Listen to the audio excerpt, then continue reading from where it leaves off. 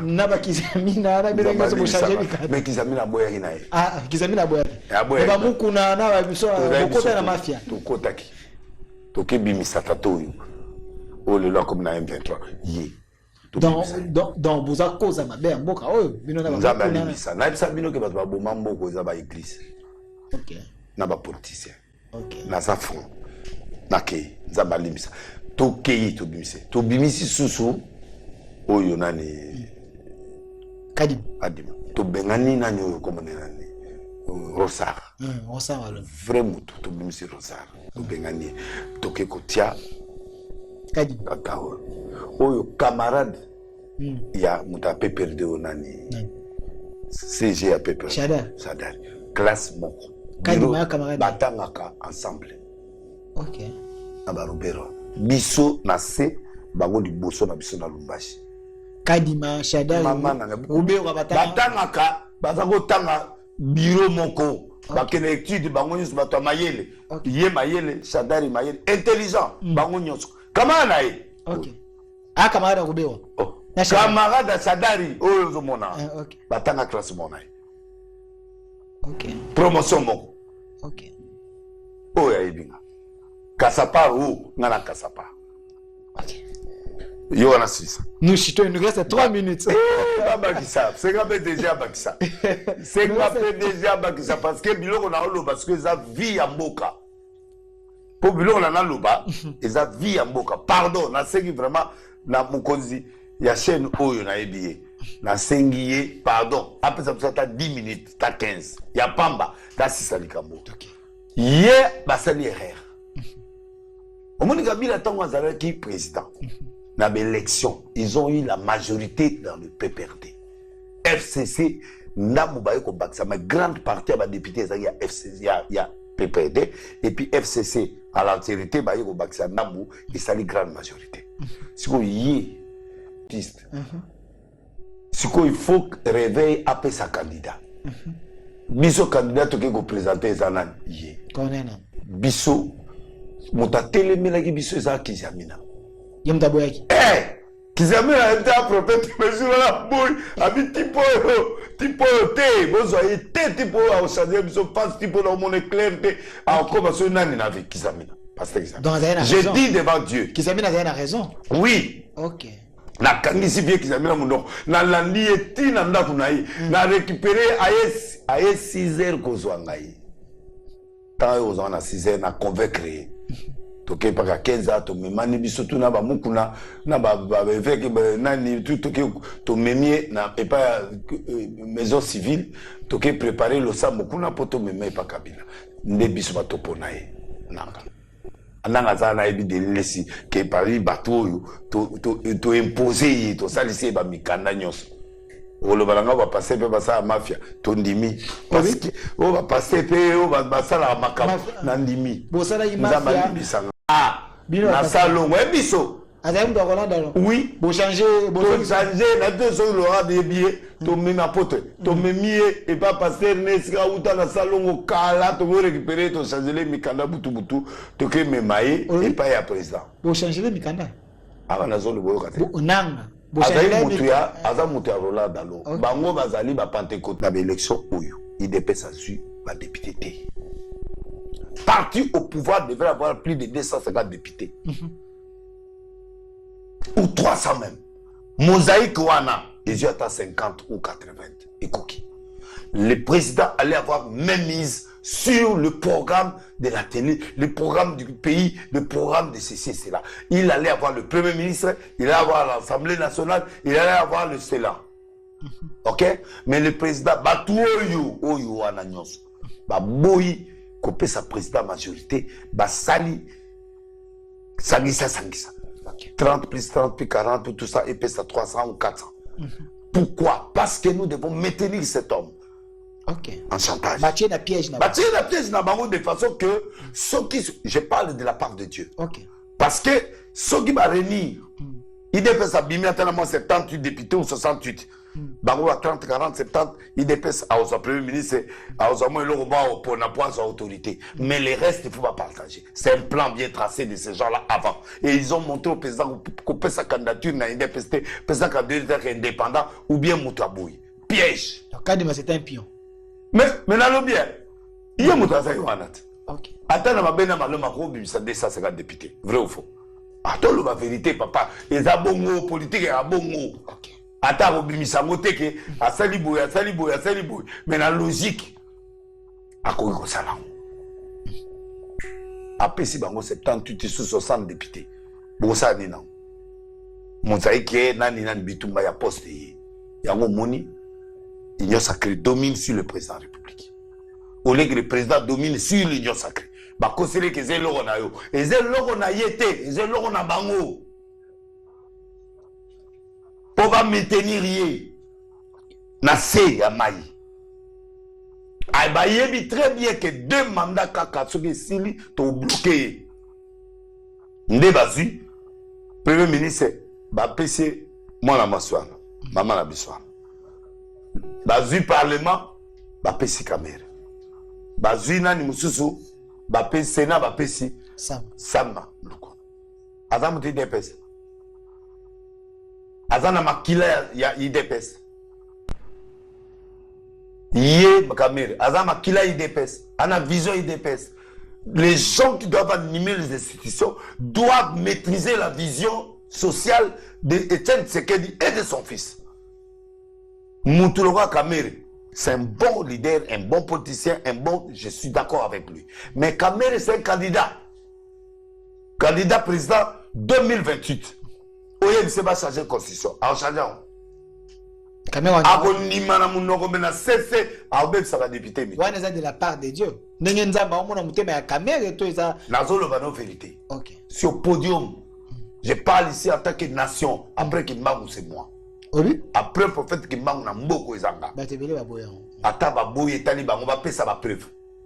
J'ai donné toutes les preuves dans le monde entier et salema. Na lobaki na RTNC maladie moi ko ya kalati.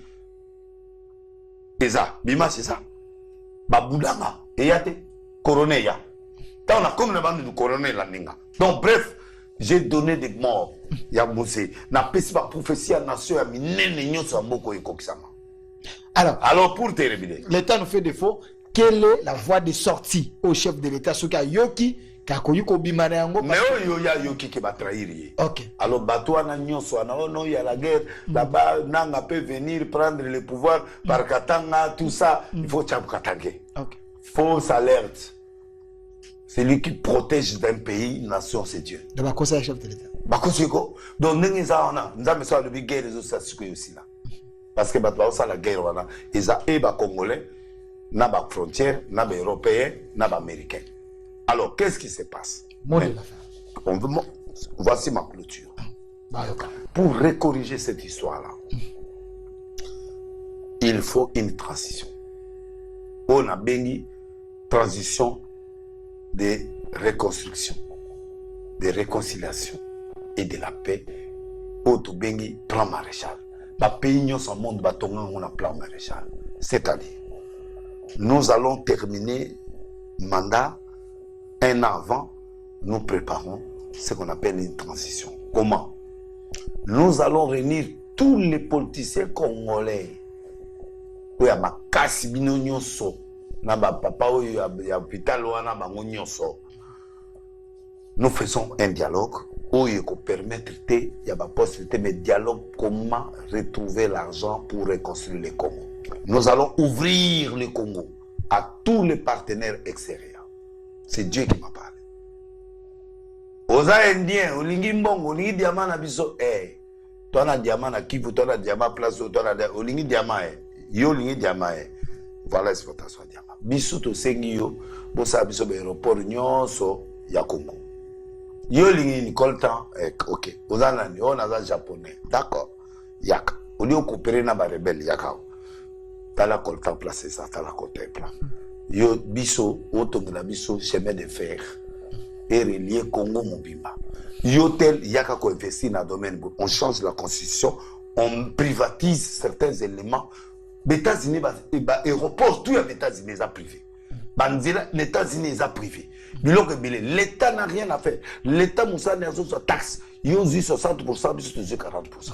Il y a privé, il y a 60%, il y a 40%. Et les 40 là, nous sommes en train de reconstruire les communes et les restes. Les restes, bino, privé, tout le monde a débrouillé, tout le monde. À la fin, on fait une loi. Oyo, pour changer ma constitution, tout ça, les bilans à l'accord, pour l'avenir de tout le monde.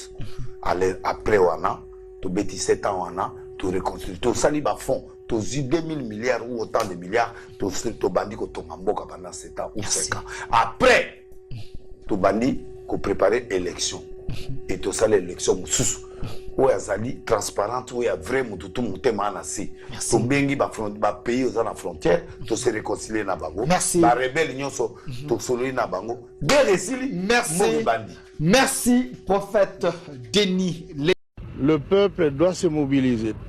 Tout le monde se préparer pour confronter l'ennemi. Dans chaque village, les gens doivent prendre les armes, même les armes traditionnelles. Les flèches, les lances et autre chose. L'essentiel est d'écraser l'ennemi parce que sinon on va devenir l'esclave de ce petit messier de Hutu, de Tutsi plutôt. C'est donc cette agression barbare du Rwanda qui continue d'endeuiller les populations congolaises et toute la République démocratique du Congo. Ce soir, nous voulons faire un focus sur les raisons de cette guerre. Parce que depuis plusieurs semaines, plusieurs mois, nous disons que le Rwanda fait cette guerre parce que le Rwanda vit du pillage systématique des ressources minières de notre pays. Nous aurons l'occasion au cours de cet échange avec mon collègue le ministre de Mines de revenir sur les détails et de faire la démonstration par A plus B que tous ces compatriotes qui décèdent, toute cette aventure qui conduit l'armée rwandaise à exécuter des enfants, vous avez suivi ce qui a été dit aujourd'hui notamment sur ce qui s'est passé à Bukavu, c'est fait à dessein parce que sans cette guerre, le Rwanda ne pourra pas survivre, en tout cas pas dans sa forme actuelle. C'est donc dans ces cadres-là que nous avons voulu associer dans le cadre du front économique, parce que comme nous vous le disons, cette guerre, nous la menons sur plusieurs fronts. Nous avons évidemment un front militaire, un front diplomatique, un front judiciaire, un front économique, un front médiatique. On a rajouté front spirituel, d'autres parlent de front scientifique. Nous irons sur tous les fronts pour ce qui concerne notre pays et pour que nous puissions nous assurer que la combinaison des efforts qui sont faits sur ces différents fronts nous permettent de retrouver la paix et la sérénité dans chaque coin de la République démocratique du Congo.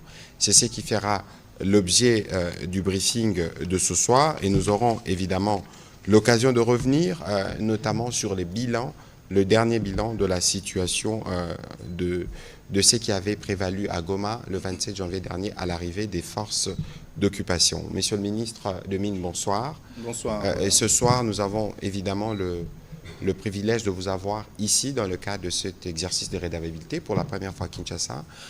C'est parce que nous voulons démontrer à notre opinion qui nous suit de partout en République démocratique du Congo que si on nous fait cette guerre, c'est parce qu'on veut voler nos minerais, que si on nous fait cette guerre, c'est parce que le Rwanda, depuis 30 ans, a construit son économie sur le dos de la RDC et sur le vol de ce qui doit contribuer à la construction de routes, à la construction des écoles et des hôpitaux pour nos enfants. Vous êtes le ministre de Mines, vous connaissez donc plus ou moins tous les éléments qui concourent à cela. On parle de guerre économique, on parle de minerais de sang, nous avons une action en justice contre Apple. Qu'est-ce que vous pouvez nous dire ce soir pour qu'on puisse avoir une meilleure compréhension et surtout que nous vous avons vu prendre des mesures qui concernent notamment des zones minières qui ont été récemment occupées par les forces d'agression. Voilà. Merci pour cette sollicitation.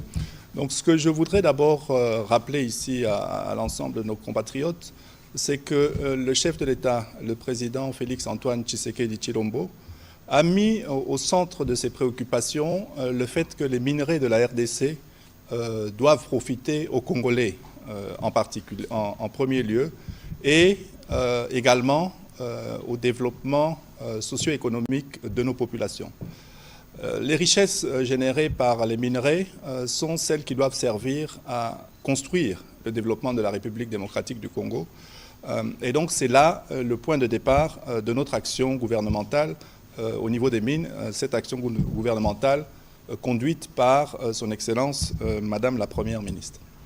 Alors, je dis souvent que les minerais de la RDC sont en fait une richesse sous nos pieds, mais malheureusement un désastre sous nos yeux. Et aujourd'hui, on le vit dans notre chair. Nos populations sont meurtries, nos femmes sont violées, des enfants sont abattus, les populations sont déplacées et vivent dans des conditions désastreuses.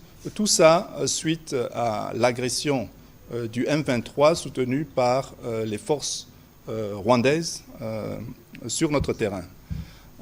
Alors, avant d'aborder l'ensemble des questions que vous avez évoquées, et c'est tout à fait normal de dire que le régime au niveau du Rwanda se sent menacé par les actions qui ont déjà été prises jusqu'à ce jour. Alors, à ce jour, qu'est-ce qui a été fait? On peut classer différents points et différentes actions qui ont été menées au niveau du gouvernement et au niveau du ministère des Mines. D'abord, au niveau du gouvernement, simplement rappeler à nos populations que le franc congolais est stable depuis plus de 6 mois. L'autre chose à rappeler, c'est le pouvoir d'achat pour les biens de première nécessité est maintenu, mais également, on voit déjà maintenant, avec les excédents que le gouvernement a réalisés, les routes se mettent à être construites, que ce soit dans la ville de Kinshasa, mais également à l'intérieur du pays. Alors sur le plan minier, nous avons également abattu un travail important, et ce travail consiste à crédibiliser les minerais de la République démocratique du Congo auprès des acheteurs finaux. Pour ça, il y a tout ce qui est mis en place au sein de la traçabilité, donc pour assurer que nos minerais sont certifiés au niveau de leur origine et que ce ne soient pas des minerais issus du sang, issus de conflits armés et où les droits humains sont respectés. Nous avons entrepris des démarches avec les États-Unis d'Amérique. Avec les États-Unis d'Amérique et l'ensemble des partenaires dans le Mineral Strategic Partnership, où nous avons mis en place, dans le cadre d'une feuille de route, l'ensemble de nos préoccupations, de sorte à pouvoir les adresser et faire en sorte que nos minerais puissent être acceptés au niveau des États-Unis, par exemple dans ce cadre du MSP, donc le Mineral Strategic Partnership. Au niveau de l'Union européenne, il y a 2 ans, la République démocratique du Congo avait signé un mémorandum d'entente pour l'approvisionnement des minerais critiques auprès de l'Union européenne. Et en décembre dernier, la République démocratique du Congo a présenté, et ça a été validé au sein de l'Union européenne, sa feuille de route pour assurer l'approvisionnement de ces minerais à ces marchés occidentaux. Alors, pourquoi on fait tout ça? C'est simplement pour que nous puissions montrer l'importance de pouvoir acheter directement ces minerais auprès de la République démocratique du Congo, plutôt que d'aller au travers d'un proxy, et ce proxy ici, en l'occurrence, est le Rwanda. Donc, nous mettons en place tout ce qui est nécessaire pour assurer ce qu'on appelle une diligence raisonnable, pour nous assurer que les minerais que nous exportons soient des minerais qui ne soient pas issus de conflits et qui respectent les droits humains et une exploitation responsable et durable. Autre chose que nous avons entreprise, c'est au niveau de la ceinture aurifère au niveau de l'est de notre pays, c'est que nous avons déployé 100% congolais l'entreprise DRC Gold Trading, l'ancienne Primera Gold en fait, qui aujourd'hui appartient à 100% à la République démocratique du Congo et qui a effectué son déploiement depuis Bukavu, Kalemi, Buta, pour nous assurer que nous captons cet or et que cet or ne soit plus exporté de manière illégale vers les pays voisins et notamment le Rwanda. Donc, une fois que l'on a dit tout ça, ces mesures qui sont en train d'être prises ci et là sont des mesures qui, pour nous, en tant que République démocratique du Congo, nous assurent de pouvoir profiter de ces richesses pour le développement de notre pays. Mais en face de nous, nous avons une économie qui dépend en grande partie de ce pillage et en grande partie de ce vol des ressources. Les mesures qui sont en train d'être mises, et vous imaginez bien, Monsieur le ministre, que si les acheteurs finaux se détournent du receleur qui est le Rwanda, ils n'ont plus aucune raison d'être. Et en fait, les revenus qui sont utilisés et qui peuvent être générés pour l'économie rwandaise n'arrivent plus dans ce pays. Et à ce moment-là, la République démocratique du Congo devient une menace pour ce pays voisin. Et ici, il est important de se poser la question, pourquoi cela se passe aujourd'hui, maintenant? Et avec les éléments que je viens de vous étayer, vous voyez que la République démocratique du Congo s'organise pour pouvoir mettre en place et profiter des ressources générées par le secteur minier, en particulier sur l'est du Congo, mais cela dérange visiblement notre voisin qui vient et qui, aujourd'hui, pour la survie de leur régime, se mettent à piller, se mettre à tuer nos populations avec les massacres que nous avons connus, que ce soit à Goma et aujourd'hui à Bukavu, avec certains enfants qui ont été tués. Je voudrais clarifier un peu ce système par rapport au circuit, en fait, au circuit d'approvisionnement. Pour que ça soit bien illustré, je voudrais montrer quelques éléments ici. Par exemple, sur le coltan de Rubaya. Vous allez voir sur le coltan de Rubaya tout le schéma illicite d'exportation qui passe donc depuis Rubaya et qui repart. Avant, ça partait sur Bunagana, mais aujourd'hui, cela passe également par Kibumba.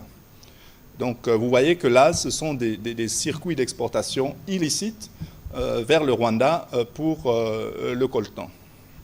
Et c'est des circuits que vous avez commencé à démanteler avec les différents services. Tout à fait. Au moins les mesures qui ont été prises. Tout à fait. Mais ces circuits ont également été pointés et indexés par les experts des Nations Unies dans les différents rapports qu'ils ont remis, que ce soit en juin l'année passée, mais également récemment donc la sortie de ces rapports des experts des Nations Unies. Ouais, donc tout ça est 150 tonnes de coltan étaient... Voilà. Donc là, nous avons l'illustration de ce chemin d'évacuation des minerais. Mais il y a un autre exemple sur l'or, par exemple. Vous allez voir que la République démocratique du Congo, sur toute sa partie est, est dotée d'importants gisements d'or. Et tous ces gisements d'or, en fait, toute l'exploitation artisanale n'est pas comptabilisée en République démocratique du Congo. Et pourquoi elle n'est pas comptabilisée? Simplement, les tableaux à l'écran illustrent bien toutes les zones aurifères dans toute la partie, donc c'est tout le cordon est de notre pays. Tout à fait. Et ce sont ces grandes quantités d'or qui sont justement évacuées vers le Rwanda en partie. Et vous voyez là l'importance que nous avons eue de déployer la société DRC Gold Trading qui a commencé à capter cet or, et cet or qui aujourd'hui, avec les efforts qui ont été faits jusqu'à ce jour, s'il est capté par la République démocratique du Congo, c'est cet or qui ne part pas dans les pays voisins. Alors, pourquoi je voudrais montrer quand même l'importance de cela dans l'économie du pays voisin. Si vous voyez l'ensemble des exportations du Rwanda en minerais, vous allez voir différents minerais qui sont exportés. Et les statistiques, ça c'est les statistiques pour les 3 derniers mois par exemple. Vous allez voir que ce soit pour la cassitérite, pour le coltan, wolframite et tout ça, nous nous situons dans des zones qui sont aux alentours de 10 millions de dollars à peu près chaque mois. Mais par contre, et le schéma illustre très bien, pour l'or, vous voyez que nous sommes dans des proportions bien plus grandes. Bien sûr. Et ces proportions vont, je dirais, jusqu'à des niveaux assez élevés, 80 millions de dollars par mois. Monsieur le ministre, avant que vous ne continuiez, il faut qu'on soit précis. Le Rwanda ne dispose pas des gisements d'or sur son sol. Tout à fait. Tout à fait. Et donc, et voilà donc ces statistiques. Et même, je pense qu'on peut montrer la projection des prochaines ou des futures exportations que le Rwanda souhaite faire. Nous passons depuis 2022 de pratiquement 500 millions de dollars jusqu'à 2026 à plus de 2 milliards de dollars d'exportation d'or, qui est en fait l'or pillé dans la République démocratique du Congo. Et vous comprendrez que les mesures qui ont été prises jusqu'à ce jour au niveau du ministère des Mines font en sorte que cela impacte fortement, parce que dans la mesure où nous aurons mis en place tout notre système de traçabilité, et que nous aurons assuré la livraison aux pays, je dirais, qui ont besoin, donc les utilisateurs finaux, eh bien à ce moment-là, cette projection de 2 milliards d'or ne rentrera plus dans les comptes du Rwanda. Et c'est là... c'est la vraie raison de la guerre, parce que 2 milliards jusqu'en 2026, c'est plus de 50% du budget du Rwanda. Voilà, c'est ça. Et donc cela démontre que leur régime, aujourd'hui, face aux mesures qui ont été prises par le chef de l'État et par le gouvernement de la République démocratique du Congo, fait en sorte que leur régime, aujourd'hui, se trouve dans une situation, je dirais, d'insécurité. Et pour combler cela et pour s'assurer la pérennité de leur système, pour eux maintenant, l'idéal est d'attaquer la République démocratique du Congo. Et vous voyez, le déploiement se fait sur ces zones de l'Est de la République du Congo, que ce soit pour l'or, mais également pour le coltan et les autres minerais qui se trouvent dans la région. Monsieur le ministre, on va revenir sur la question, parce que c'était l'un des points qui a été aussi abordé par les présidents de la République, qui disaient justement, dans le cadre de la stratégie générale, quelle était notre stratégie pour donner une réponse à tous ces processus de pillage. Dans un plan A, mais dans un plan B, il fallait nous assurer que nous nous réapproprions la production aurifère, que nous encadrons les artisanaux pour voir dans quelle mesure nous-mêmes nous allons profiter de cette manne minière. On peut réécouter le président de la République. Mais à Takutu, to Keina Nzela wana ya mine, to lingi pe opesa yango valeur. Minere na biso to lingi lisusu ebimaka na moyibi te ekendeke kovwamisa bamboka bapaya. Yango bokoyoka to bosi boyoki société na biso moko ya Congo, kombo nango Primera Gold, eye pe kofongola baporte nango awa. Ndeko Congolais oyo ayebi ke atimolaka na mosala oyo ya or bauni, ayeba te lelo tokomi na comptoir na biso moko ya bana mboka, kombo nango Primera Gold, mema koli na yo kuna. Tika nzela ya kozwaka or okendaka kolekisa yango banzela ya moyibi ekendaka kovwamisa bamboka bapaya. sikoyo tokomi na oyo ya biso moko ya bana mboka oyo ekopesa biso sikoyo occasion ya kozwa ba moyen ya kotonga mboka ya koluka kosala kokopesa ba occasion opportunité ya misala pona bana mboka. Voilà, ces meetings s'étaient nés donc à Bouta il y a quelques mois. Monsieur le ministre, nous avons vu retourner, vous êtes retourné justement dans les bases Ouélé, à Bouta spécifiquement. Vous avez ouvert ou lancé les activités de la DRC Gold Trading. Tout à fait. Donc, comme j'expliquais, DRC Gold Trading, l'ancien Primera Gold, 100% congolais,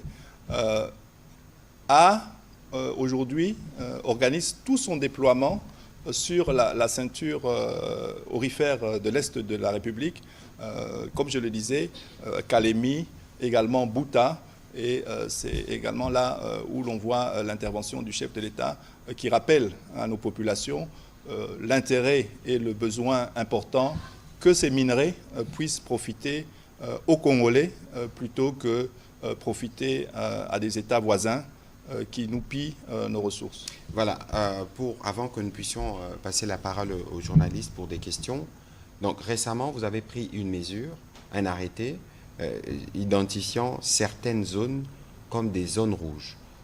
Pourquoi avoir pris cet arrêté? Et zone rouge, pour ceux qui ne sont pas aussi outillés sur les questions minières, qu'est-ce que cela veut dire? Voilà, ici en fait, lorsque nous avons pris le 12 février l'arrêté qui instituait les territoires de Massissi et Calais comme des territoires zones rouges, en fait, ce sont des territoires pour lesquels l'exploitation et la commercialisation des minerais est maintenant interdite. Pourquoi? Parce que cela rentre en fait dans un mécanisme qui institue ces zones rouges et qui permet à la République démocratique du Congo, dans le cadre des accords qui existent, que ce soit au niveau régional, mais également au niveau international, d'assurer et bien d'identifier que ces minerais sont des minerais issus de zones de conflit et que ce sont des minerais qui ne répondent pas à la diligence raisonnable. Et pourquoi nous avons fait ça? En fait, tout simplement parce que ces sites sont exploités illégalement par le M23 ainsi que le Rwanda.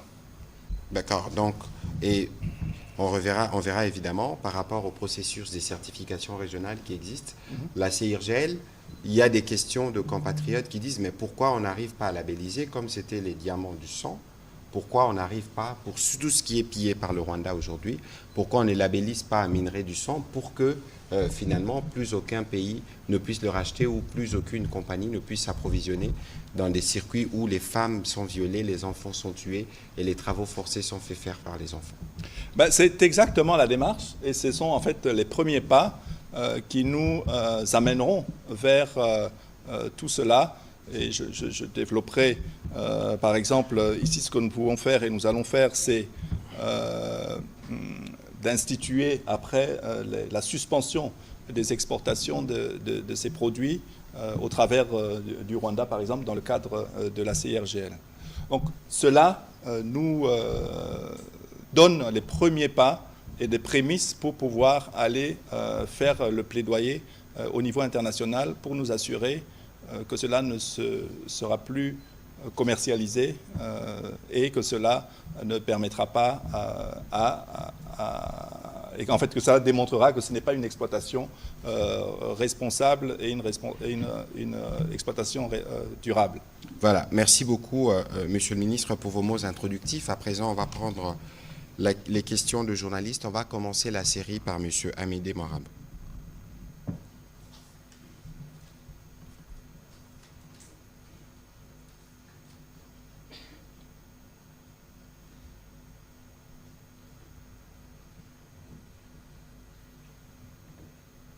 Merci beaucoup, Monsieur le ministre, de la parole. Je vais poser deux questions au ministre des Mines. La première question, Monsieur le ministre, il y a quelques semaines, un média britannique, The Guardian, a publié un article dans lequel il citait 3 sociétés qui étaient impliquées dans l'approvisionnement de minerais pillés, notamment à Roubaïa. Il a cité Minterra et Sanris, qui serait une société chinoise, et Traxis, qui est une société belge. Alors, je voudrais savoir si vous avez de plus en plus d'informations par rapport à ces 3 sociétés qui sont impliquées dans les pillages des ressources minières en RDC. Et puis, est-ce qu'on peut avoir la cartographie de toutes les entreprises qui sont impliquées dans l'approvisionnement de ces minerais volés en RDC? Ça, c'est la première question. La deuxième question, Monsieur le ministre, je sais que nous avons un fonds minier pour les générations futures. Et souvent, après des catastrophes, on crée des fonds sociaux pour intervenir, pour venir en aide aux populations qui sont meurtries. Est-ce qu'il n'y a pas moyen de créer un fonds pour la guerre? Je sais que nous avons un budget pour la défense, mais c'est un budget pour maintenir l'armée, la défense de manière générale. Est-ce qu'on ne peut pas créer un fonds pour faire la guerre? Parce que quand on suit les discours du président de la République après l'occupation de Goma, il dit « Nous devons augurer une nouvelle ère de paix ». Et pour qu'on ait cette ère de paix, il faut faire la guerre. Est-ce qu'on ne peut pas créer un fonds pour la guerre? Voilà, merci Monsieur le ministre. Voilà, Monsieur le ministre, allez-y. Voilà, merci Monsieur Amédée. Donc, les sociétés que vous citez qui sont dans l'exploitation du coltan, et principalement le coltan de Roubaïa, en fait, sont ces sociétés qui sont également ciblées. Lorsque je dis les acheteurs finaux, c'est eux, c'est elles que l'on vise. Ici, qu'est-ce qui va se passer? Nous avons pris un arrêté pour instituer des zones rouges. Nous avons également, depuis ce jour, lancé des notes verbales aux différents partenaires internationaux que nous avons, que ce soit l'OCDE, que ce soit l'Union européenne, que ce soit la MONUSCO, que ce soit l'Union africaine, et ainsi de suite. Nous avons donc lancé ces notes verbales. Pourquoi nous lançons cela? Ben justement, c'est pour pouvoir cibler à la fin les entreprises qui sont utilisatrices de ces minerais du sang issus des zones rouges.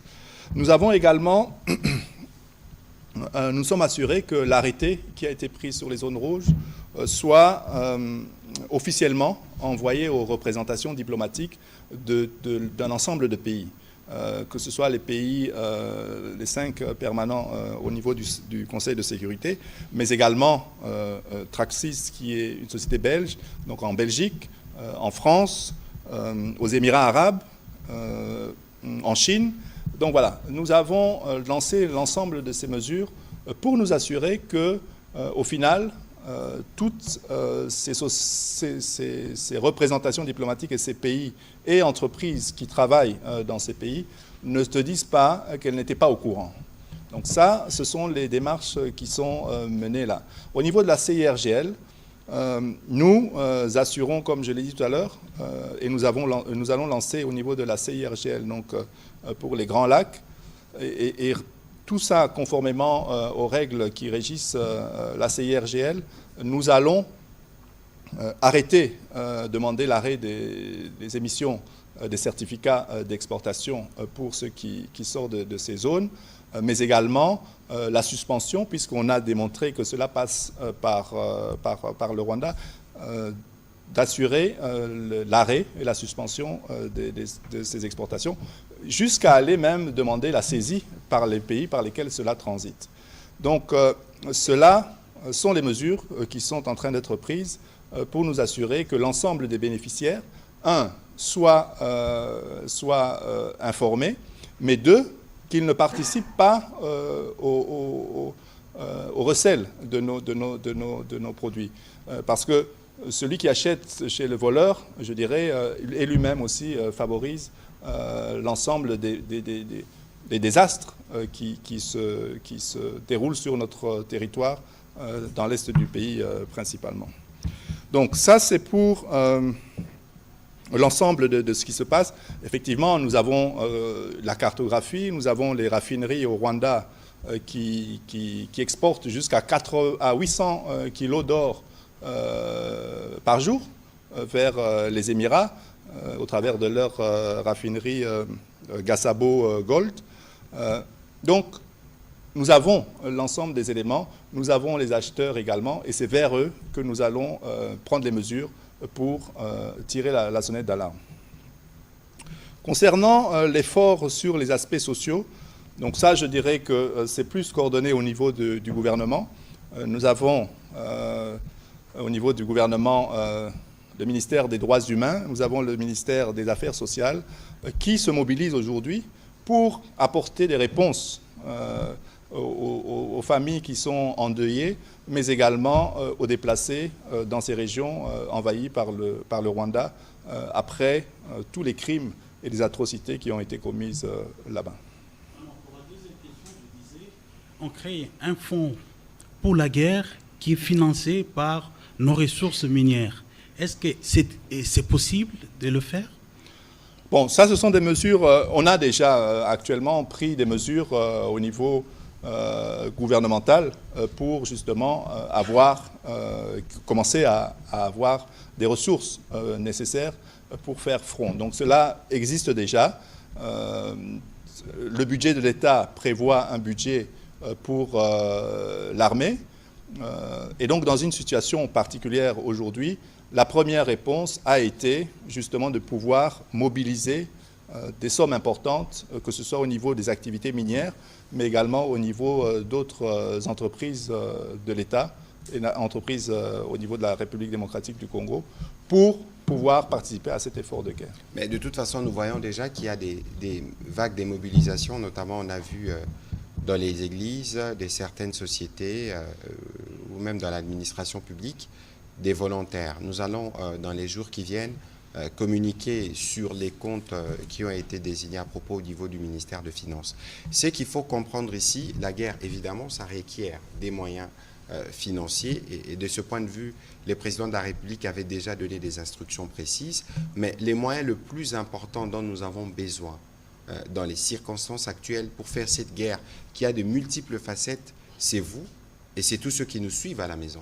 D'abord, parce qu'il faut comprendre que les milliards qui sont volés par les Rwandais ici, c'est les milliards que si nous arrivons à les capter, nous permettront d'améliorer, par exemple, la desserte en électricité, la desserte en eau potable ou les routes. Et donc, si aujourd'hui, le Rwanda choisit en réalité de nous imposer cette guerre de cette manière avec autant de violence, c'est parce qu'ils savent que l'avenir de leur enfant est compromis par rapport aux mesures que nous avons prises. Et donc aujourd'hui, lorsque nous vous disons que cette guerre, ce n'est pas une guerre qui est faite au président Tshisekedi, c'est une guerre qui est faite à tous les Congolais, partout où ils se trouvent. Ça veut dire que de l'argent que nous aurions dû capter pour nous est volé par les Rwandais.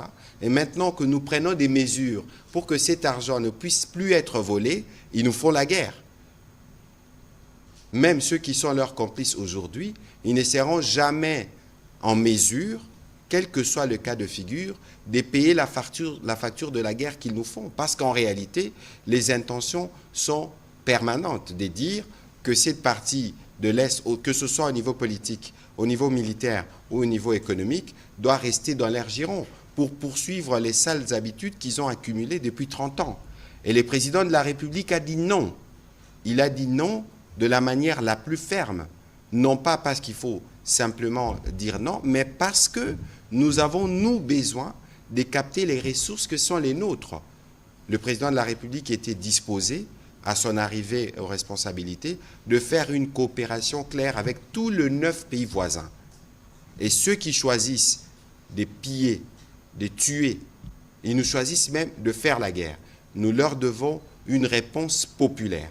C'est pourquoi tous les Congolais, partout où nous sommes, 26 territoires, 26 provinces, un pays, 145 territoires, un pays, 455 tribus, un pays, plus de 100 millions d'habitants, un pays. Ça veut dire que nous tous, dans nos différences, dans notre diversité, nous devons nous lever pour être les moyens humains qui vont nous permettre de faire la guerre et de la terminer une fois pour toutes. Et c'est pour ça que c'est important que vous, les professionnels des médias qui comprenez ces enjeux, à la lumière des données qui vous sont communiquées ce soir, que vous puissiez aussi faire votre part. On va prendre les questions de M. Prince Mahiro et on va demander à Mme Joséphine Mawete d'avancer.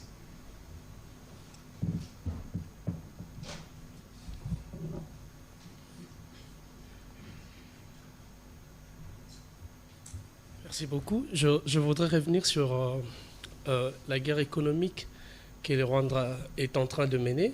Je voudrais savoir de manière claire, en termes de chiffres, après l'occupation par les Rwandais et ses supplétifs du M23 de la ville de Goma et de Bukavu, la ville de Bukavu, qu'est-ce que nous perdons, la République, en termes de chiffres, de manière claire, sur votre secteur, bien sûr. Voilà.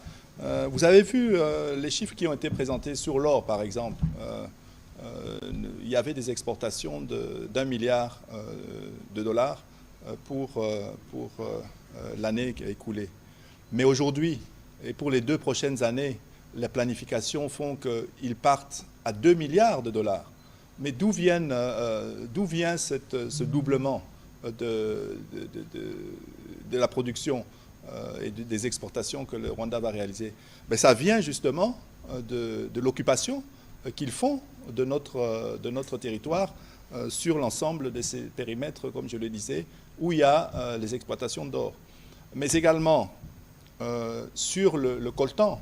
Aujourd'hui, 1 kilo de coltan coûte à peu près 70 $.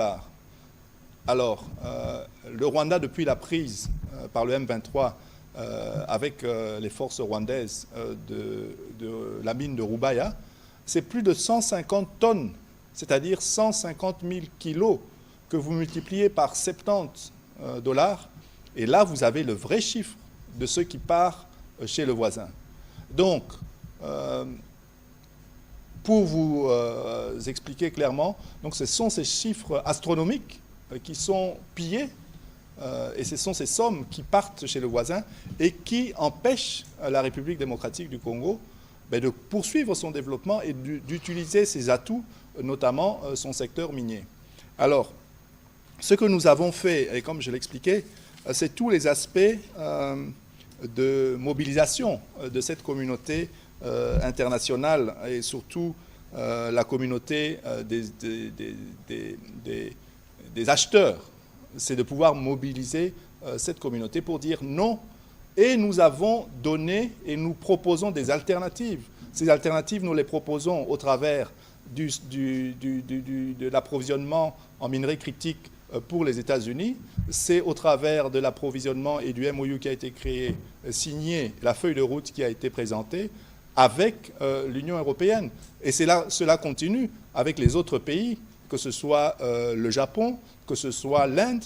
Tous ces pays ont aujourd'hui besoin de ces minerais critiques pour assurer la transition énergétique, mais également pour tout ce qui est technologie de la défense et technologie par rapport à l'intelligence artificielle, par exemple, ou la technologie digitale dans les téléphones mobiles.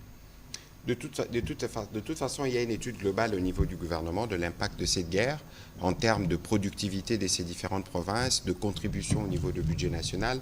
Et donc, les moments venus, dès que le travail sera consolidé par les ministères sectoriels, nous aurons l'occasion d'en parler. On va prendre les questions de Madame Joséphine Mawete. Merci, Monsieur le Ministre. Ma première préoccupation est axée sur les minerais de sang. Votre arrêté la semaine dernière a carrément mis un accent sur certains minerais dans les secteurs qui ne devraient plus être exploités, notamment les secteurs occupés. Mais la question reste celle de savoir comment reconnaître les minerais qui sortent de ces zones. Est-ce qu'il y a un système de traçabilité où on s'imagine seulement que ces minerais sortiraient de certaines zones? Mais aussi en cas de non-respect de votre arrêté. Y a-t-il des mesures qui pourraient être carrément mises en place pour certaines entreprises qui n'auraient pas respecté ce que vous avez signé? Voilà, c'est assez simple en fait. Les minerais, de manière générale, possèdent une identité. C'est un peu comme nous, humains, nous avons un ADN qui est particulier à la source où ces minerais ont été créés.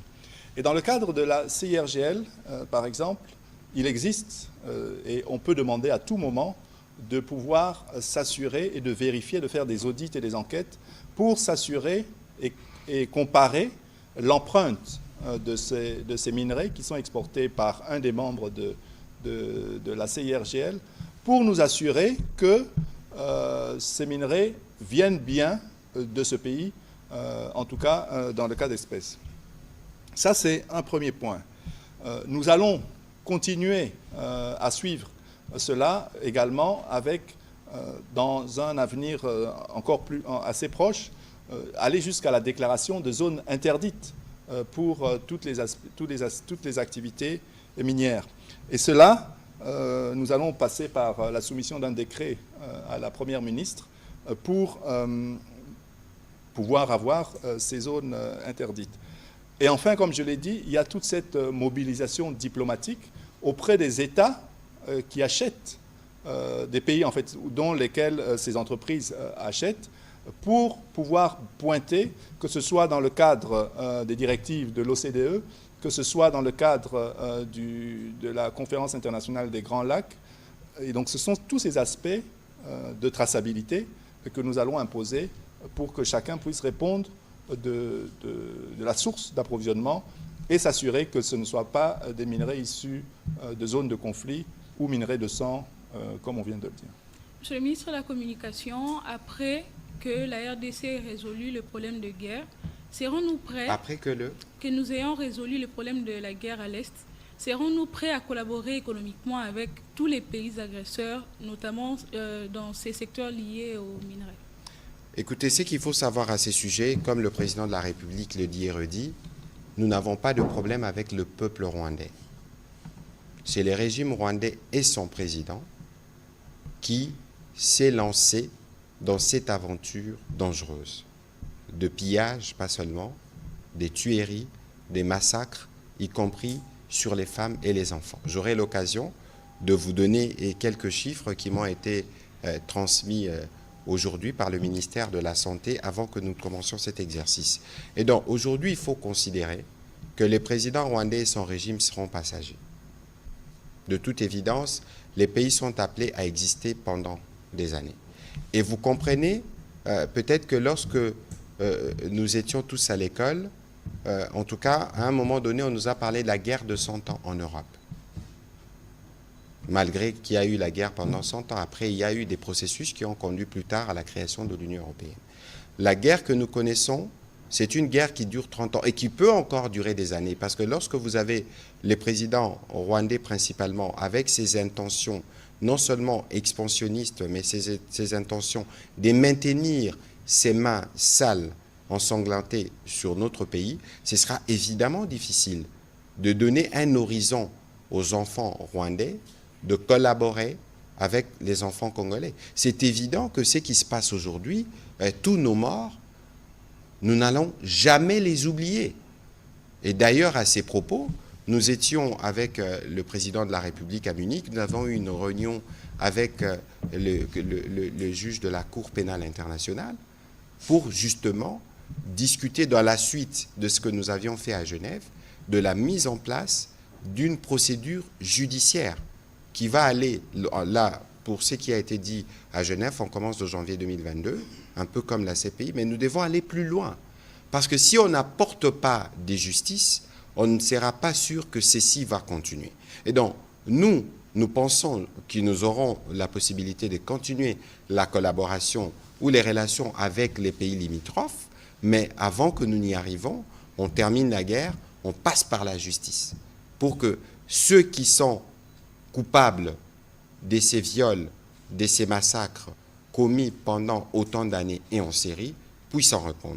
Et pour le reste, de toute évidence, c'est la finalité d'ailleurs du processus de Luanda.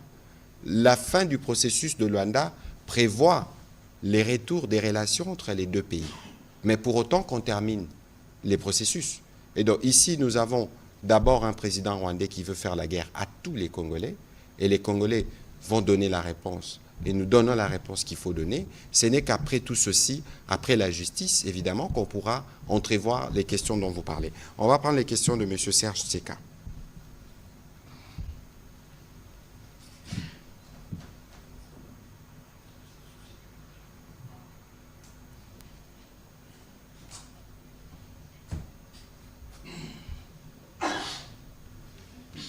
Merci, Monsieur le Ministre, pour la parole. j'ai deux questions et deux autres préoccupations. Excellence, Monsieur le ministre, vous venez de parler de ces pays. Il s'est passé ce que nous savons à Goma. Exactement, si nous pouvons savoir où est-ce que nous en sommes avec les enquêtes, si elles ont déjà commencé, ou à une procédure quelconque pour charger les responsables de ces charniers. À Davos, on a parlé des dépenses, que la délégation congolaise aurait dépensé beaucoup plus d'argent. Je voulais avoir votre commentaire à ce sujet. Deux rumeurs. On nous parle du retrait des Glencore par rapport à la situation actuelle du pays. Et on parlerait, je l'ai dit au conditionnel, d'une chasse à l'homme contre le Swahiliphone, le peuple de l'Est. Est-ce que vous avez un commentaire à ce sujet? D'abord, je commence par le dernier point. Vous avez parlé des rumeurs. C'est extrêmement dangereux. Nous venons chercher l'information près de vous. Je continue. Pourquoi nous vous disons et nous répétons qu'il faut faire attention au poison rwandais? Ici, je précise que le poison, c'est les mensonges. Vous avez vu vous-même le président rwandais devant CNN. On lui pose la question, avez-vous des troupes dans l'est de la RDC? Il a répondu non. Et le monde entier a compris que c'était les premiers menteurs. Parce que c'est l'empire du mensonge. Première chose. Deuxième chose, quand vous suivez le faux narratif de dire en RDC on fait la chasse aux Tutsis, nous devons faire la chasse aux FDLR. Dites-moi, les FDLR, ils sont à Goma? Ils sont à Bukavu? Les vraies motivations de la guerre sont celles que mon collègue a expliquées. Ici, en République démocratique du Congo, je les disais tout à l'heure et comme je l'ai dit chaque jour, nous sommes 26 égale 1. Pourquoi depuis toutes ces années-là, nous vivons, il y a évidemment des conflits communautaires qui sont gérés. Pourquoi on ferait la chasse aux Swahiliphones aujourd'hui? Donc moi, si on doit me chasser, parce que je le suis en partie. Alors ça, c'est du poison rwandais. J'ai entendu, quelqu'un m'a appelé tout à l'heure, une voice note qu'on attribuerait à la maman du président.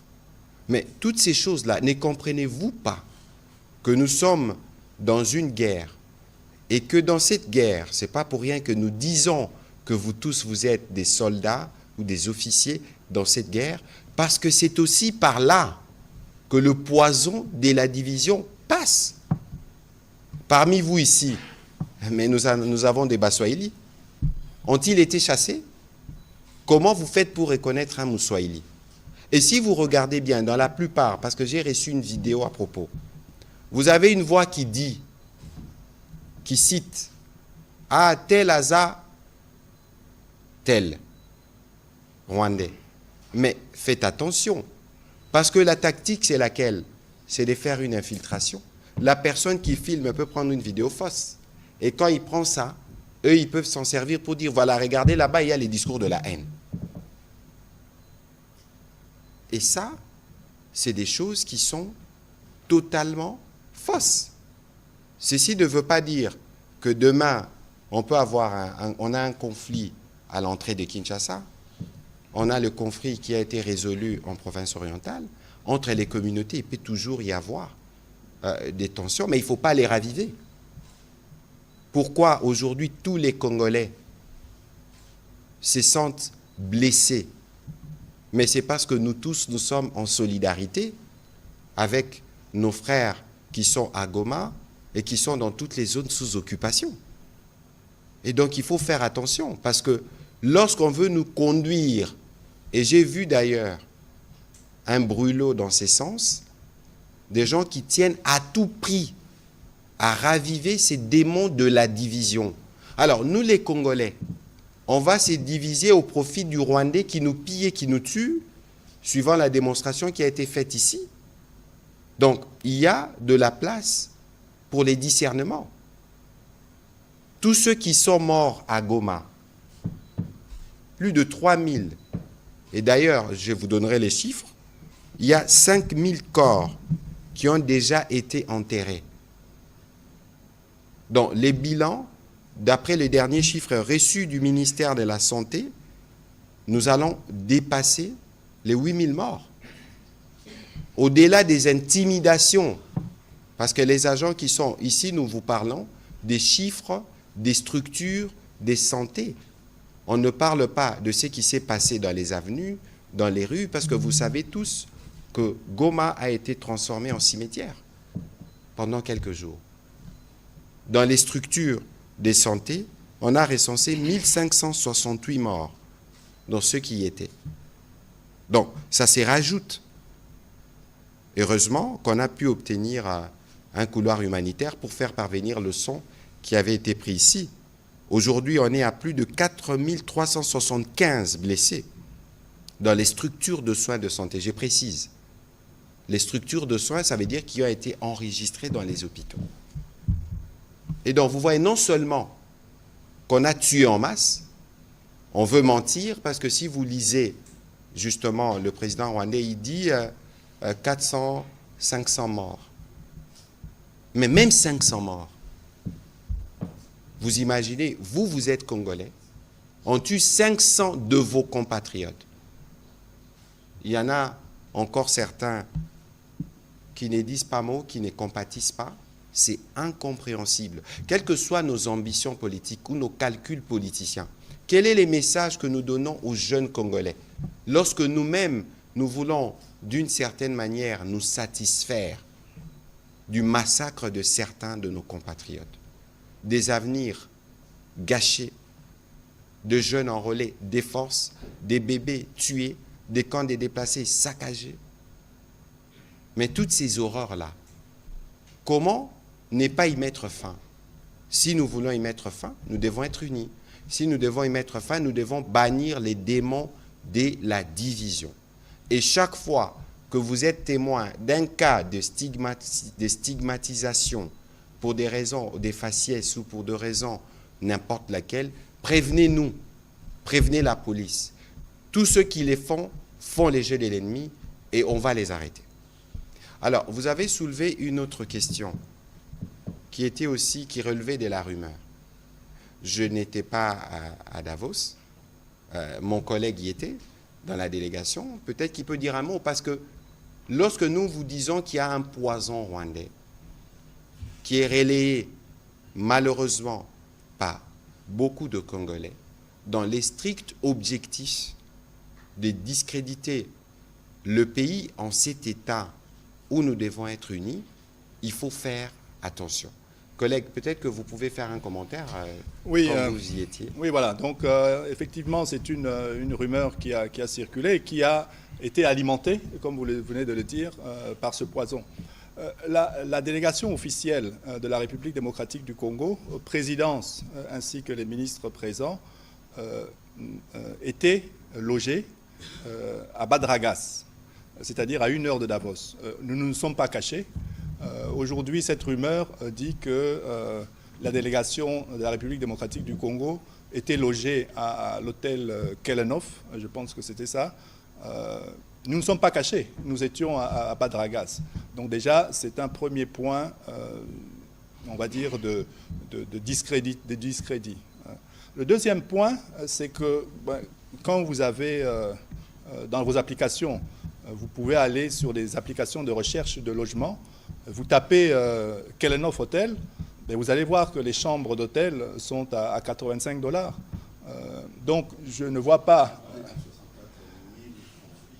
Oui, mais je dirais... Ça, c'est ce qui est écrit dans ce document. Mais aller sur les vraies preuves qui sont celles qui sont affichées. Et enfin, les ordres de mission, une fois qu'ils sont signés, les états de somme sont faits et cela est régi par les règlements au niveau du gouvernement. Et donc, les chiffres et les différentes rubriques sont bien connus. Et le Trésor sort cela pour l'ensemble des représentations qui sont, en tout cas des ministères, qui sont présents sur une mission. Donc, je dirais, il faut éviter de s'alarmer et de continuer. Parce qu'en fait, comme disait le collègue, celui qui relaie cette information, d'abord sans avoir vérifié, je viens de vous donner 3 raisons au minimum pour dire que ce n'est pas bon, puisqu'on on a fait ça, mais également sur l'aspect de Glencore qui se retire de la République démocratique du Congo. Glencore est présent en République démocratique du Congo avec 2 sociétés, une qui s'appelle Mumi, Mutanda Mining, et une qui s'appelle KCC.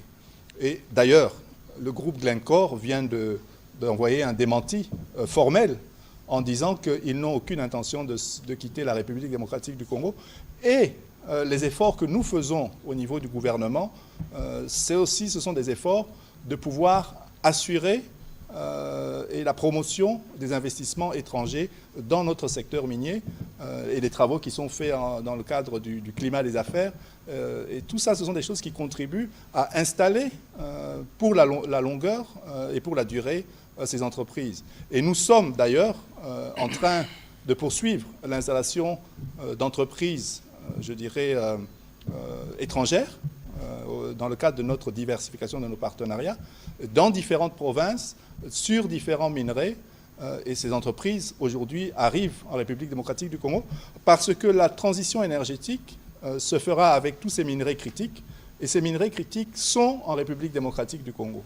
Et donc, les acheteurs finaux et ces États, dans le cadre de leur politique en approvisionnement en minerais critiques responsables et durables, n'ont plus aujourd'hui besoin de passer par un tiers, par un proxy, pour pouvoir s'alimenter, parce que nous leur ouvrons les portes et nous leur mettons en place tout ce qui est nécessaire pour qu'ils puissent venir investir durablement en République démocratique du Congo et s'assurer de cet approvisionnement responsable.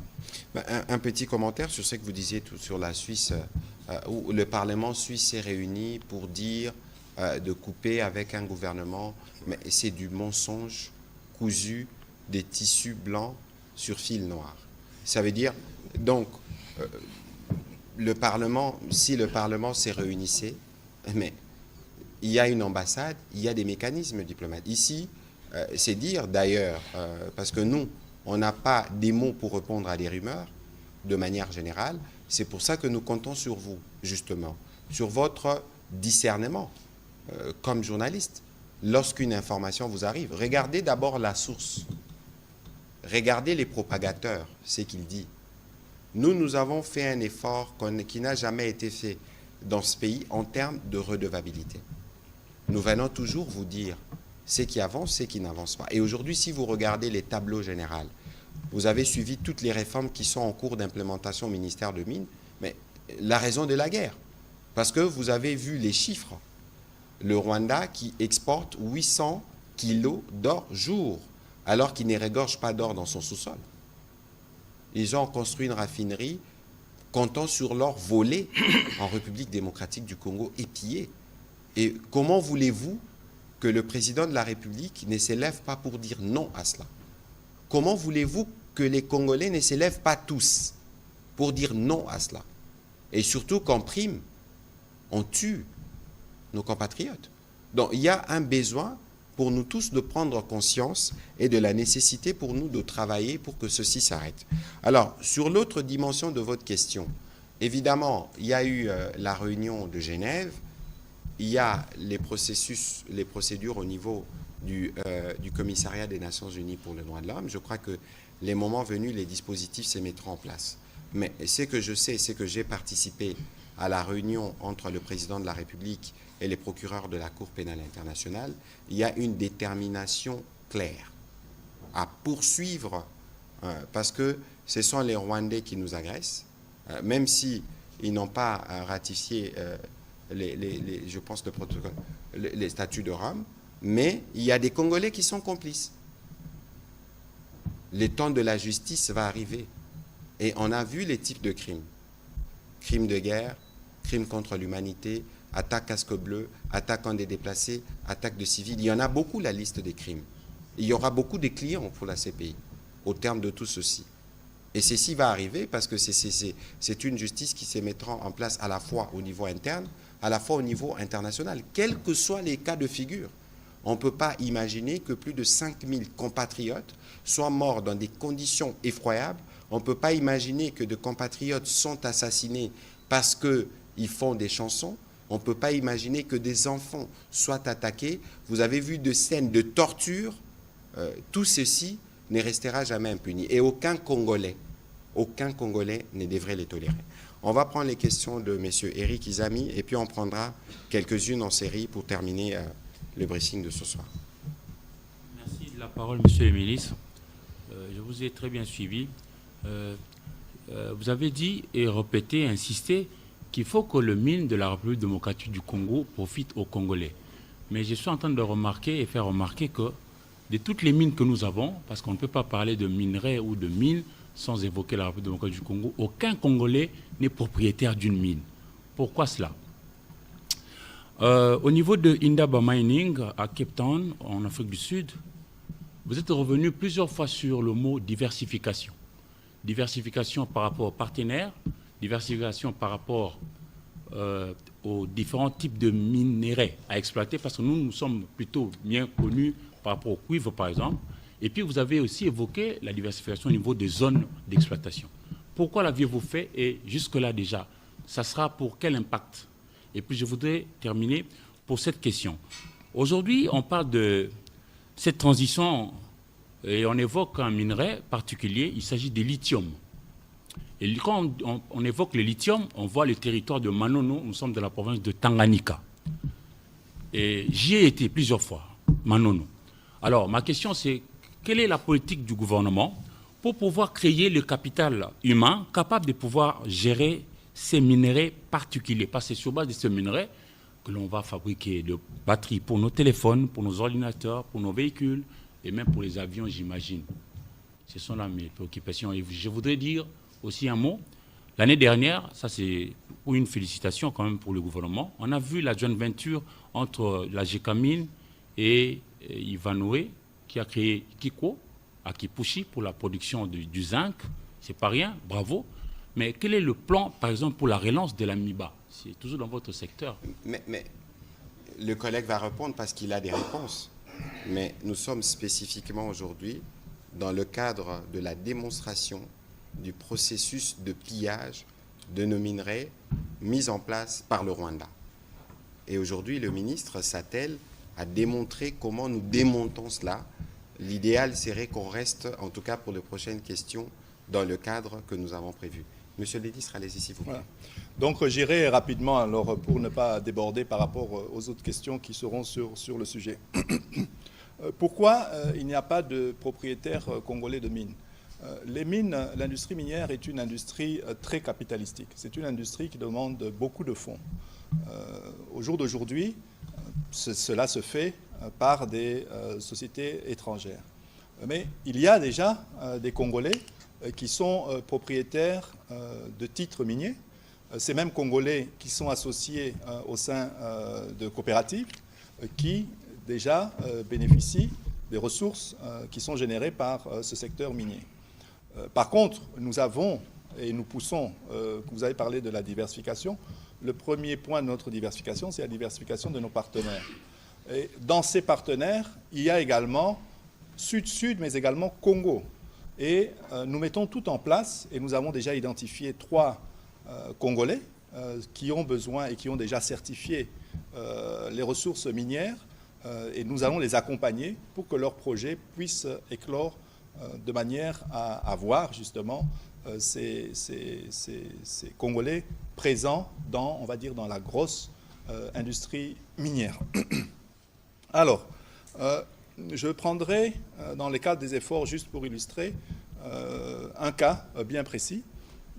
Donc, la diversification pour nous, c'est diversification de nos partenaires dans l'exploitation minière, diversification des minerais, vous avez cité le zinc qui vient d'être mis en place avec Kiko, diversification de nos provinces minières pour pouvoir équilibrer justement le développement et les ressources dans les différentes provinces, diversification des produits finis ou semi-finis, donc tout ce qui est transformation locale, et également la diversification où on va utiliser les fonds générés par les mines pour pouvoir assurer la vraie diversification de notre économie au travers de l'agriculture, comme le veut le chef de l'État, mais également d'autres secteurs, que ce soit l'industrie, le tourisme et les services. Mais je vous dis ici, par exemple, nous sommes déjà avec une entreprise qui coche une entreprise nouvelle qui vient s'installer en République démocratique du Congo, qui coche ces 5 piliers ou ces 5 axes de diversification. C'est une entreprise japonaise qui vient dans le Congo central pour travailler sur du manganèse avec des produits qui seront transformés localement et qui vont créer sur la rivière au niveau de Luozi toute une activité, on va dire, de passagers, mais également piscicole. Donc vous avez là un exemple concret de ce qui est fait, où la République, sous l'impulsion du chef de l'État et sous sa vision, de pouvoir justement attirer des nouveaux partenaires dans notre pays pour répondre à ça. Et c'est ça notre politique. Pour le lithium de Manono, nous sommes dans un processus de développement de ce gisement de lithium au niveau de Manono. Et rien que pour vous dire, au jour d'aujourd'hui, entre Manono et Lubumbashi, on mettait 3 semaines, 2 à 3 semaines en fonction sur la route, pour aller de Manono à Lubumbashi. Aujourd'hui, avec les développements qui se font au niveau de Manono, maintenant, la distance et le temps pour faire ce trajet n'est plus que de 2 jours. Donc voilà un exemple où ce minerai contribue au développement et à la création d'infrastructures routières.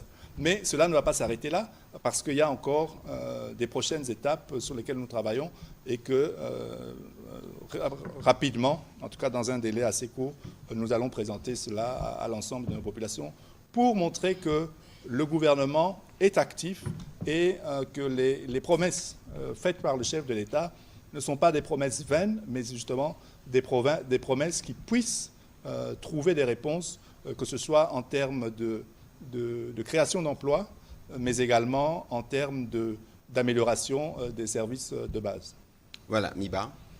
Alors, pour la MIBA, je dirais que ce serait assez long, mais on a déjà mis pratiquement 50 millions de dollars pour remettre en place, on va dire, l'activité, un temps soit peu, sur la MIBA. Et cela se poursuit, mais je pense que nous serons dans un autre débat pour pouvoir y aller plus longuement sur ces sujets. Mais récemment, en tout cas, nous avons déjà injecté 50 millions de dollars pour une reprise des activités au niveau de la MIBA. Voilà, on va prendre la dernière série de questions avec M. John Kanyunyu, Patrick Angakutu, Clément Mwamba, et on terminera avec Mme Nathalie Facha en Lingala. Merci, Monsieur le ministre, pour... on prend les questions en série, s'il vous plaît. Merci. On enregistre les questions, on y répondra en une vague, Monsieur le ministre. Monsieur le ministre Mouyaya, comme vous nous avez demandé de ne parler que des sujets que vous avez évoqués, mais excusez-moi de parler de ce même sujet, mais autrement, sur Bunia. Monsieur le ministre, suite à plusieurs menaces relayées par le chef d'état-major général de l'armée ougandaise, le général d'armée Muhoozi Kainerugaba, sur ce compte X, menaçant la prise de Bunia par l'armée ougandaise. Et aujourd'hui, on a vu des convois de l'armée ougandaise faire leur entrée dans la cité de Bunia. Et cela effraie un peu la population après toutes ces menaces-là. Est-ce dans le cadre des opérations conjointes FARDC-UPDF contre les ADF? Si oui, les ADF sont-ils traqués avec des chars ou par des chars? Parce qu'on sait qu'ils opèrent en petits groupes de 5 ou 10 et dans des milliers reculés. S'il vous plaît, Monsieur le ministre, il y a aussi le même général, le même officier général, chef de l'armée ougandaise, qui avait dit sur ce compte X que l'armée ougandaise ira protéger les ougandophones. Je suis du terroir, je n'ai jamais entendu parler de ça. Est-ce que Kinshasa prend ça au sérieux? Merci de revenir sur la première question pour apaiser la population de Bunia qui est un peu effrayée en ce moment. Merci. Écoutez, de toute évidence, la République ne se gère pas sur les réseaux sociaux, encore moins les relations diplomatiques. Nous avons des relations diplomatiques avec l'Ouganda. Nous avons un travail que nous faisons ensemble dans le cadre de l'opération Shuja, dans des zones qui sont bien circonscrites. Et vous avez suivi le porte-parole de l'armée dans la région qui a communiqué, et cela a été diffusé à la télévision nationale. Il faut éviter de plonger dans la psychose. De toute évidence, nous avons des rapports diplomatiques avec l'Ouganda. Chaque fois que de besoin, autant de fois que cela est nécessaire, ma collègue des Affaires étrangères, rassurez-vous, pose des questions. Et donc, vous devez être sûr qu'il n'y a rien de tout ce qui s'est dit qui n'est négligé. Mais on ne peut pas, nous, considérer que toutes les questions de rapport entre États devraient se traiter là-bas. De toute évidence, s'il y a des situations qui se passent, nous viendrons répondre. Nous avions dans la région, il y a quelques jours, le ministre Luatum, qui est en partie originaire de là-bas. Nous avions aussi le ministre Sami Adubango, qui a une grande notabilité là-bas. Ils sont revenus, je pense, à Kinshasa hier. Pourquoi?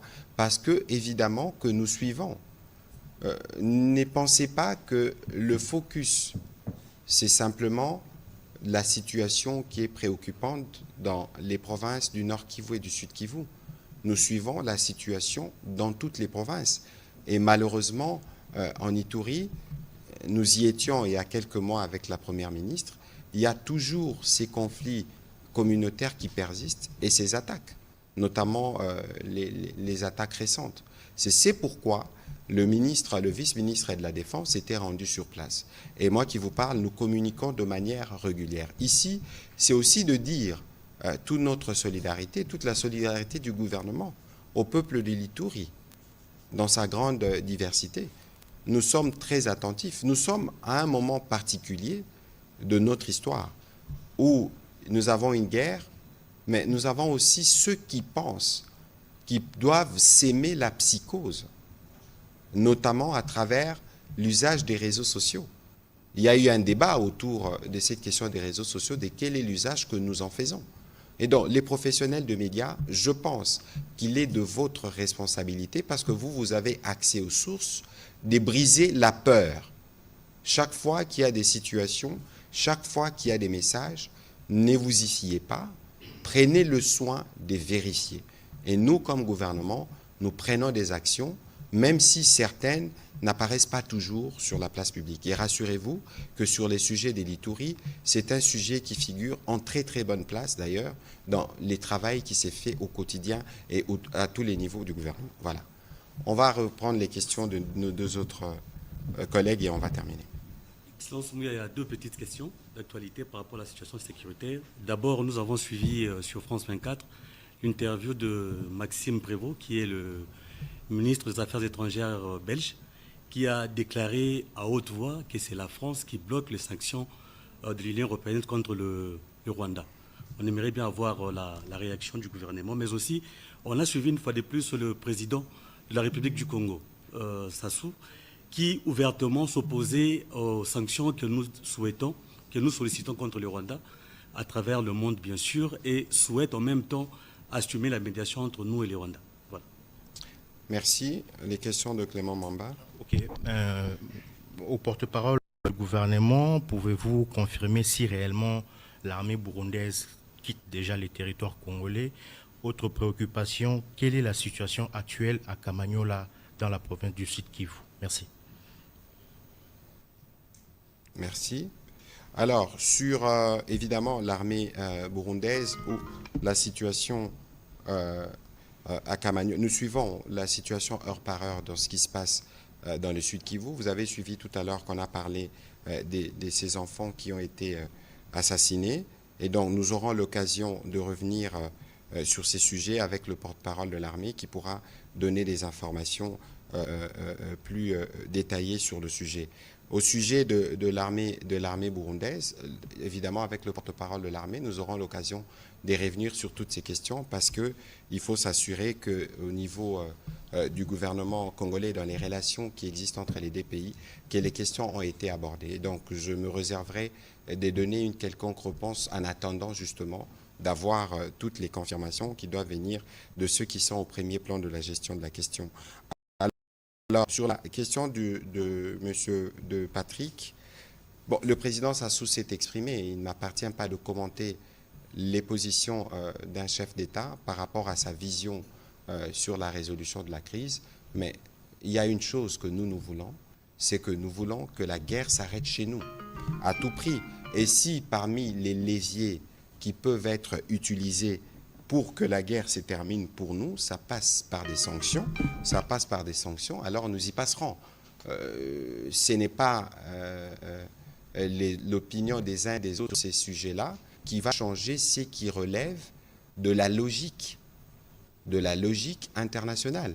Ici, il y a un pays qui a agressé un autre en plein jour, qui a déployé plus de 5000 militaires et plusieurs encore de son commandement. Et ceux qui sont les tenants du droit international doivent s'exprimer et tirer les conséquences. C'est pour ça que vous avez vu qu'il y a comme un sentiment de colère dans les chefs de certains compatriotes. Des colères qui a été mal exprimée parce qu'on s'en est pris aux infrastructures diplomatiques. Nous avons condamné cela. Nous avons condamné cela parce que, quelle que soit la raison que nous avons, nous ne pouvons pas aller nous en prendre, nous exprimer dans la violence, dans les pays avec qui nous sommes en partenariat dans le cadre de plusieurs autres projets. Donc, cela doit être bien compris. Ensuite, nous, on ne va pas plonger dans un débat européen.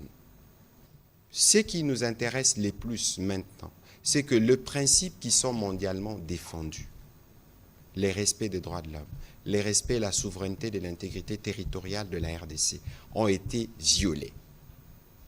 Et il y a des conséquences qui doivent être tirées auprès des structures internationales qui sont aussi partenaires du Rwanda. Et donc, la France, suivant ce qu'a dit le ministre des Affaires étrangères belge, aura l'occasion, en tout cas le 24 février, il y a une réunion de la Commission européenne qui va décider des sanctions. On espère qu'à cette occasion, la France pourra ne pas être l'élément qui freine. Pour parler de ce qu'a dit les ministres des Affaires étrangères. Par contre, au-delà du débat européen, vous avez tous vu samedi, le président Macron s'exprimer clairement sur la situation en RDC. Il a lui aussi réitéré un appel à un cessez-le-feu qui n'a pas été respecté. Et donc, il est aujourd'hui important que la France prenne en considération le fait que son appel n'a pas été entendu. Et donc, parce qu'ils sont ceux avec qui nous travaillons, je pense que dans les 2 jours ici, il y aura, ma collègue des Affaires étrangères sera à nouveau à New York. Vous savez que la France est la porteuse de la plume là-bas, même si à New York, ce sont les pays africains qui bloquent l'adoption d'une résolution qui condamne le Rwanda clairement. Le président de la République a eu l'occasion de la mentionner. Mais sur ces fronts-là aussi, la France est active. Et donc, nous voulons que la France ait une position cohérente à tout point de vue. Il faut des sanctions, il faut qu'elles arrivent. Et surtout que les appels publics de leur président n'ont pas eu d'écho, c'est une raison de plus. Donc, pour nous, ici, nous pensons qu'il faut attendre au 24 février, voir le vote qui s'est fait généralement, je pense, par consensus ou à l'unanimité, de ce que cela va donner. Nous n'allons pas faire la gestion diplomatique des rapports qu'a la France avec d'autres pays, mais nous voulons la France, conformément aux principes qu'elle défend, puisse agir sur ce qui se passe en République démocratique du Congo. Je voudrais ici insister sur le fait que au-delà de tout ce que nous disons, si nous avons des sentiments de colère ou de frustration, il faut savoir comment les canaliser. Parce que si nous ne canalisons pas nos sentiments de frustration, ça peut volontairement ou involontairement contribuer à la stratégie de l'ennemi. Même si la France, sur ces points, n'a pas encore montré qu'elle était prête à aller jusqu'au bout, nous espérons qu'ils vont y arriver au regard des derniers événements, mais sur d'autres fronts, la France travaille notamment au Conseil de sécurité pour faire passer un certain nombre de résolutions, mais la France est aussi impliquée dans les suivis de la crise. Au moins le président Macron s'est exprimé publiquement sans embâge sur ses intentions. Il y a beaucoup qui ne se sont pas exprimés comme lui de cette manière-là. Voilà. Madame Nathalie, pour terminer. Merci. Motuna nanga ministre Amine. Oti koloba a été makele topé ba mine. Il y a ba minerai, il y a République démocratique du Congo ezali bongo koyibama na ba Rwanda. Kasi motuna ezali koyeba ete nini obotie na misala to botie liboso pote bamboka oyo ya ba imolongo ba yeba ete makele wana euti na ekolo Congo démocratique pe matekamate. Merci. Voilà, donc na niveau na bilo to chaki to expliquer en na briefing eza ba action que tozo mener to salipe ba zone rouge pour la ba minerai ya territoire ya Masisi na Calais, mais aussi tozo continuer na cadre ya CIRGL ko ça la mobilisation et ko tinda ba suspension et ko ça les mapper pour na mboka bazo sala musala ngo ya koyiba ba minerai na biso na Rwanda. Donc yangonde tozo tia en place ba action en apona et ça les malisusu te et pona batwana bazalaka na ba mitala na litalatala et ba yebaka ke non ngai nazo sala jeu ya ba Rwandais, jeu ya mutu azo bomba ba Congolais, jeu ya mutu azo violer ba basi, jeu ya mutu azo kendepe azo sala ba déplacer oyo nyonso ezokoma na namboka na biso. Donc yangonde na ko loba na biloko tozo sala na cadre wana. Eloko ya motu yao na koki kobakisa. Lelo tobengisaki ministre Amine pona nini? Parce que bitumba oyo bazo sala biso eza bitumba pona koyiba nkita oyo ya biso. Lelo tosali démonstration ya circuit boni Rwanda baza na pauli na se ya mabele na bango te. Ndenge nini bango bakoma kobima hein, producteur nango na Afrique basale lango même raffinerie hein, na lopoto usine na transformation à Orwana basale lango eloko ya moyibi. Lelo ministre alakisi ba chiffre awa bakomi na ba milliards na 2026 bakoma na ba 2 milliards et lakisi c'est presque ou plus de 50% ya budget na bango oyo bazozwa na moyibi ya nkita oyo ya biso. Yango nde bazosala biso bitumba. Mbongo wana baza koyiba eza mbongo ya biso nyonso 100 millions de Congolais. Parce que na mayele oyo président de la République atia na mesa na musala oyo ndeko Kizito azosala wa na ndenge mama Sumino alandelaka ngo mikolo nyonso elakisi ke biso tozo boucher ba circuit nyonso oyo mbongo il faut ezongela ba Congolais bimaka. Yango ayebisi bino abiso tosala DRC Gold Trading. Tosala oyo ya biso compagnie zalaka na kombo primaire ayobi na 2022 je crois ou 2021 to produisaka kaka 49 kilos ya or 49. Lelo na ba effort ya président de la République to leka 5 tonnes to koma na ba 5000 kilos. Donc multiplié fois 1000. Siko yo calculer kilo ya or ezalaka boni lelo $80,000 la tonne. $80,000 le kilo. 1 kilo, $80,000. Siko bango na Rwanda, na moyibi obayibaka na basiki obacha na Congo, bazalaka na 800 kilos. Par jour. 800 kilos par jour. Siko sala 800 fois 80,000. Et puis sur combien? 640 millions ou 64 millions. Bossa la calcul. 64 millions par jour. Au bazo yiba. Wan etali kaka or. Siko so koti na o etali ba coltan, ba wolframite, na ba ressources au mususu. collègue atangi awa bakasiterite yango bazosala biso bitumba donc bozoyiba biso bozoboma biso et na kati wana eza pe na bakongole oyo bakoti pe kopango mais toyebi ndenge koswila parce que eza mbala liboso te yango na bitumba oyo biso nyonso il faut totelema eza bitumba ya président Félix Antoine Tshisekedi te eza bitumba ya biso nyonso bakongolais po misolo wana soki ekoti lelo tokóma na gratuité lelo intention ya président eza gratuité mata ti na ba 8e 7e na 8e oyo tobando benga seo lelo makanisi ezali santé koma ya ofele tobongisa 145 territoires tobongisa toza na besoin makoki siko biso tongi tozwa makoki oyo nzambe apesa biso bakomi kosala biso guerre est-ce que ezalaka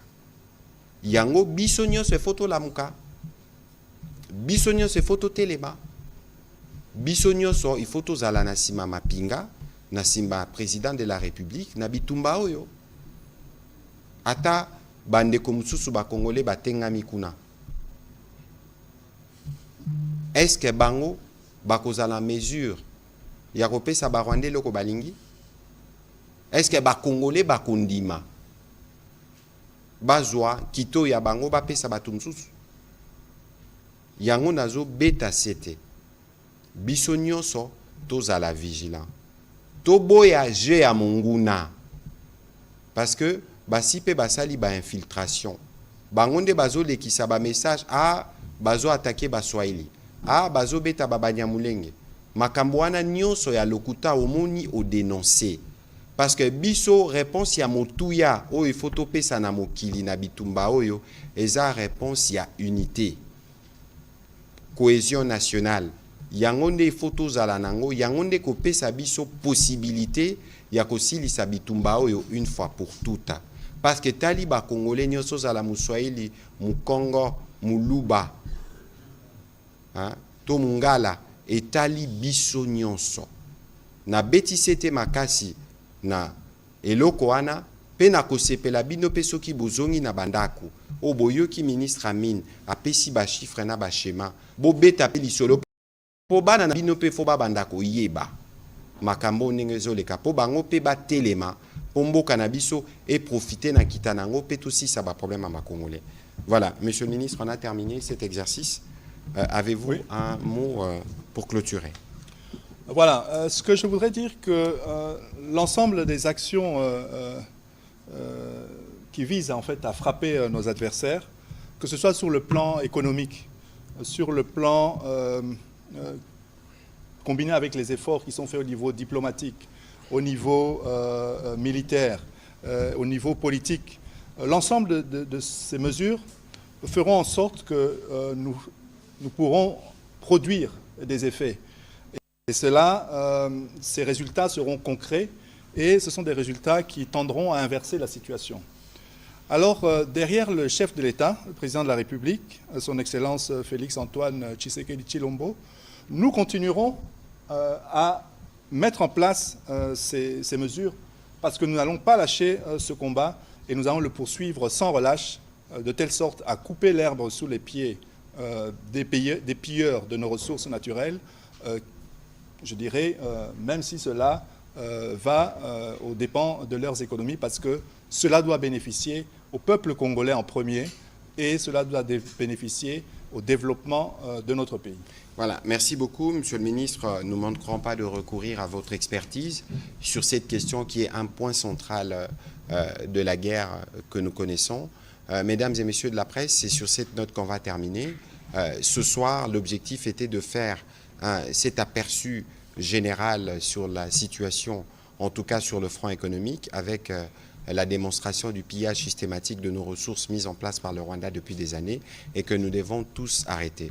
On ne saurait terminer ces briefings sans redire notre solidarité à nos populations du Nord Kivu, du Sud Kivu et de toutes les régions qui sont occupées, à nos populations des Litouris qui connaissent des cycles de violence. Il faut savoir que le gouvernement et tous les Congolais sont rangés derrière tous les autres Congolais.